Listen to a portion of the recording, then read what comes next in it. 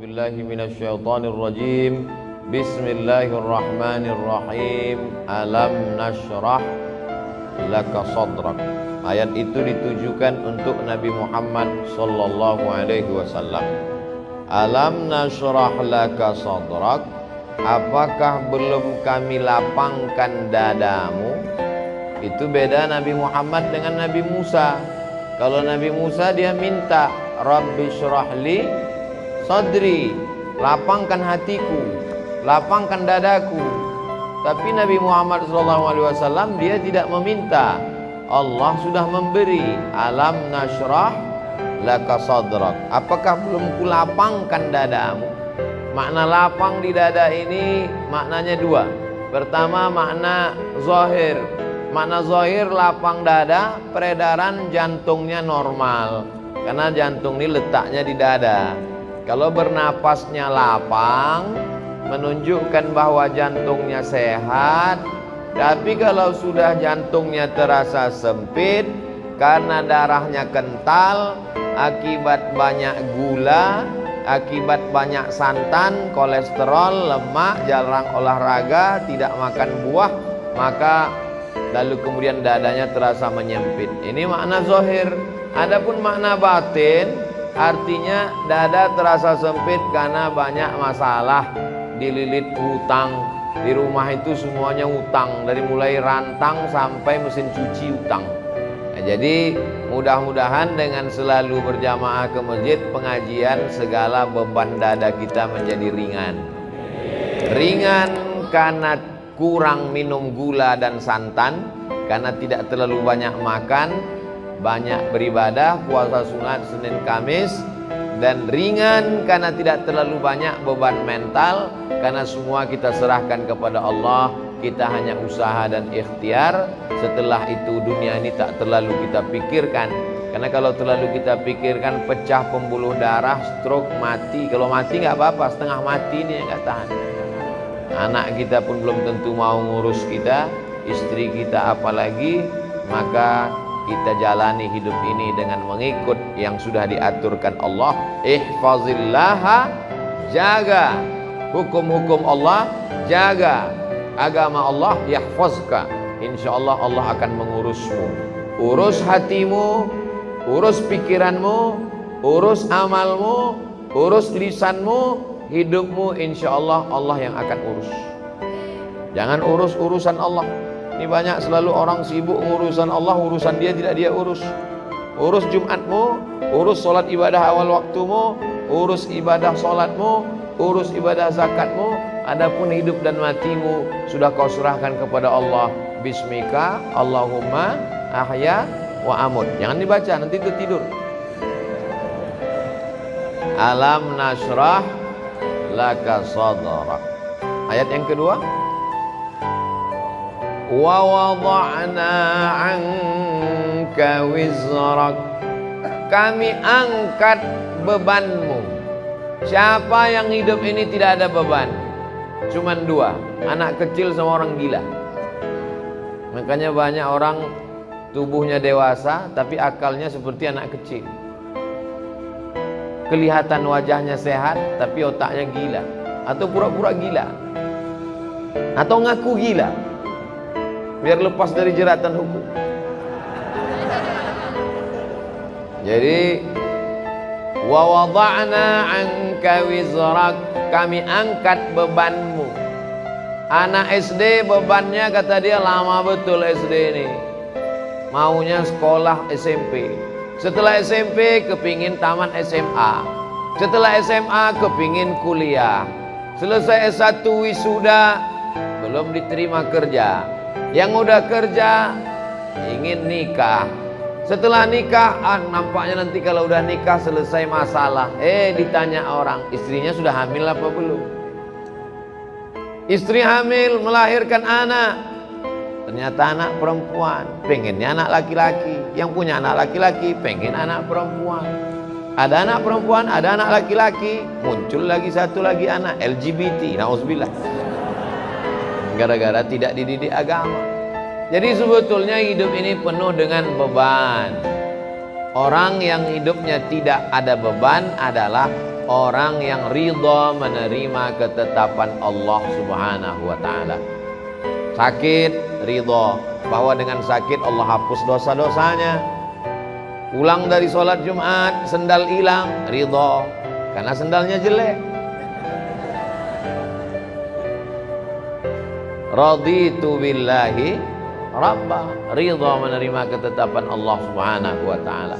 Oleh sebab itu, kita tidak ingin jadi anak-anak karena kita sudah dewasa. Kita juga tidak mau jadi orang gila karena kita dikasih Allah waras, akal sehat.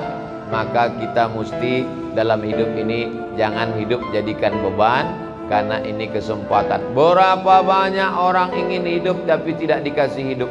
Maka kalau kita banyak berserah kepada Allah, wa wada'na anka wizrak.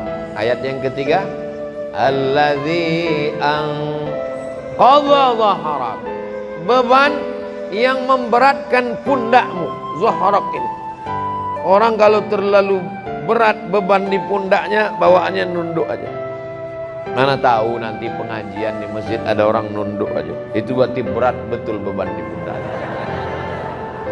Bapak Ibu yang dimuliakan Allah, wa wada'na anka wizrak alladzi anqadha dhahrak. Kalau dipikirkan beban hidup ini, zaman dulu orang yang dipikirkannya cuma anaknya, yang dipikirkannya cuma istrinya, yang dipikirkannya cuma suaminya. Zaman sekarang istri orang Korea pun dipikirkannya juga. Kenapa? Nonton drakor. Istri artis, anak artis, pejabat, semua masuk berita, semua mau dia pikirkan. Zaman dulu yang dipikirkan orang cuma Abu Jahal sama Abu Lahab. Sekarang bermunculan macam-macam abu. Maka rusak pikiran kita. Yang penting kita serahkan kepada Allah. Kalau banyak stres, pusing kepala, banyak beban, alam nashrah laka sadrak wa wada'na anka wizrak alladzi anqadha dhahrak. Kalau engkau sudah diberi Allah 3, kalau sudah dikasih Allah 3, dilapangkan dadamu, diangkat bebanmu yang membebani pundakmu, maka Allah kasih yang keempat. Apa dia? Wa rafa'na laka, kami angkat nama. Syaratnya 3. Jangan stres, jangan depresi, jangan jadikan hidup sebagai beban. Tetap banyak beribadah, tetap banyak bersedekah, tetap banyak watawasau bil haq watawasau bis sabr. Kalau kau jaga yang 3 ini, maka Allah akan janji berikan yang keempat. Wa rafa'na laka dzikrak. Allah angkat derajat.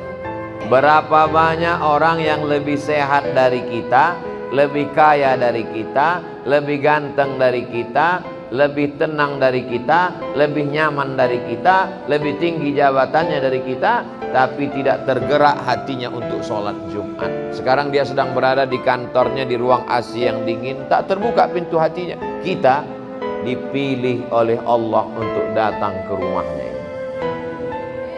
Inilah wa rafa'na laka dzikrak. Mereka yang tidak sholat Jumat, matinya akan dimakan cacing tanah. Betul?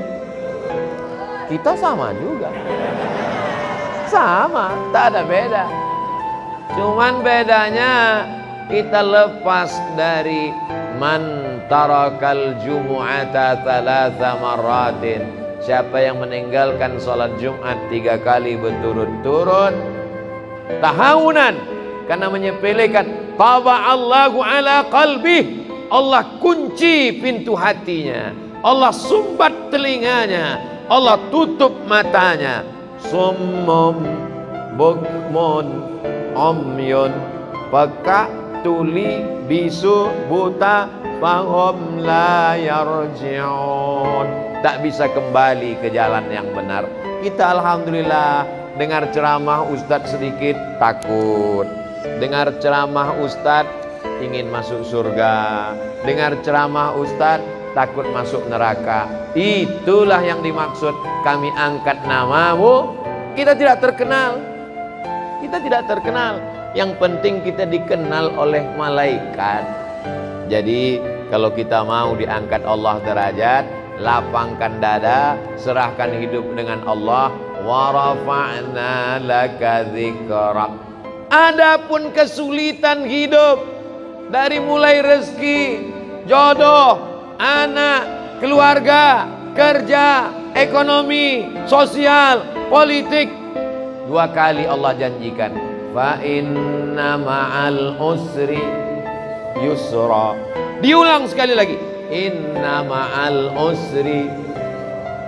Makanya kalau hidupmu susah, fa inna ma'al usri yusra, inna ma'al usri yusra, fa inna ma'al usri yusra, inna ma'al usri yusra, fa inna ma'al usri yusra, inna ma'al usri yusra. Kalau engkau sulit setelah berusaha, sesungguhnya Allah ingin engkau di makom itu, karena Allah menurut ilmunya engkau hanya layaknya di situ.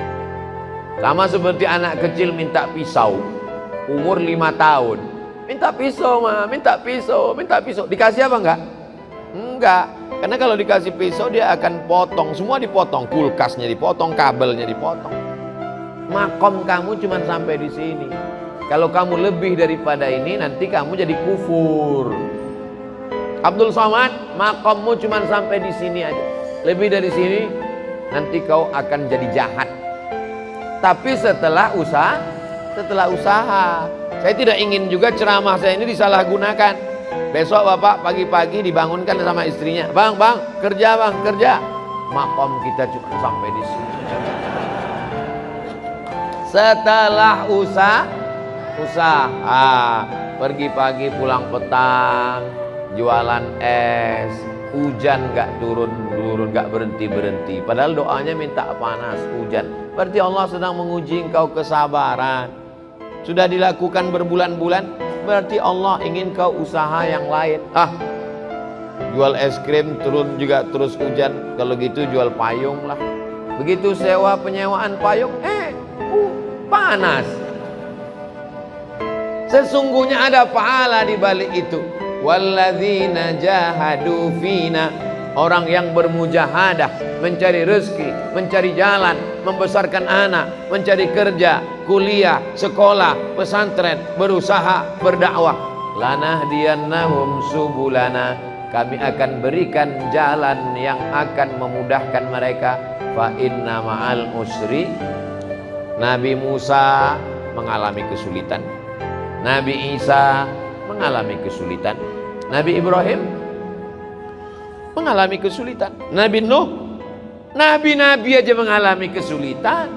Kita keturunan nabi aja mengalami kesulitan.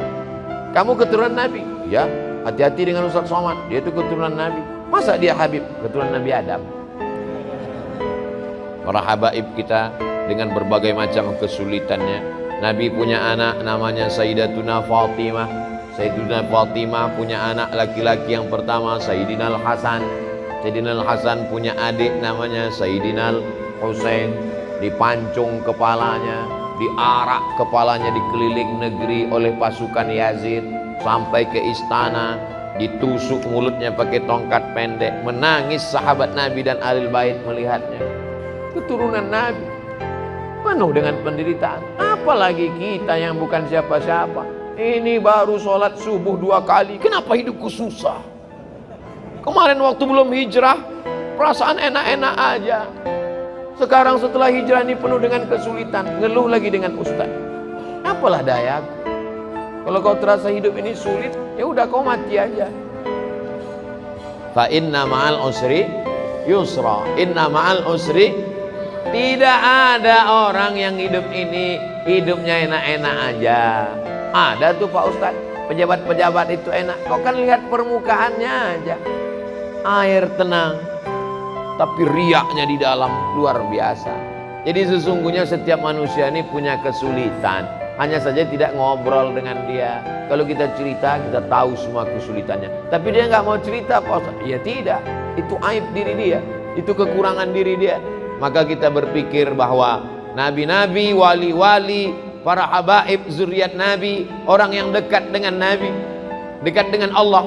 Wala nabluwannakum bisyai'im minal khauf, takut, wal ju', lapar, wa naqsim minal amwal, kurang harta, miskin, susah, bangkrut, kebakaran, wal anfus, sakit, mati, meninggal, kena covid, wal anfus was samarat, buah-buahan, paceklik, kering kerontang, tanaman tidak tumbuh.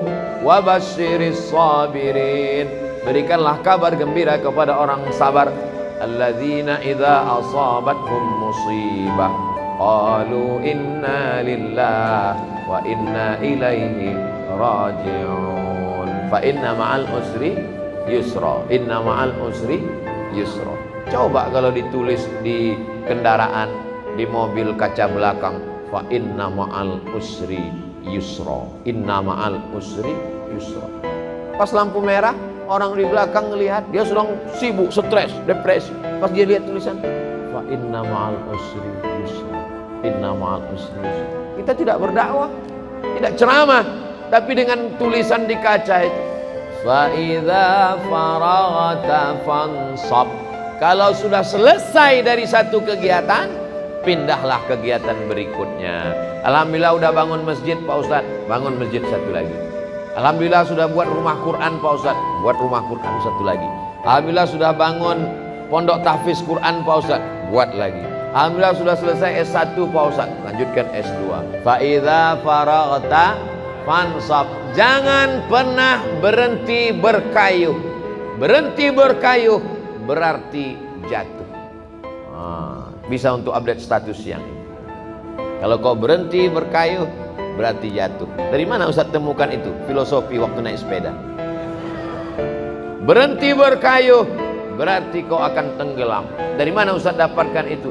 Ketika sedang diving, mesti terus berkayuh.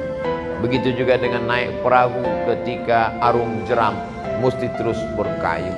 Kalau tidak, maka kita akan terbawa oleh arus. Kapan kita berhenti?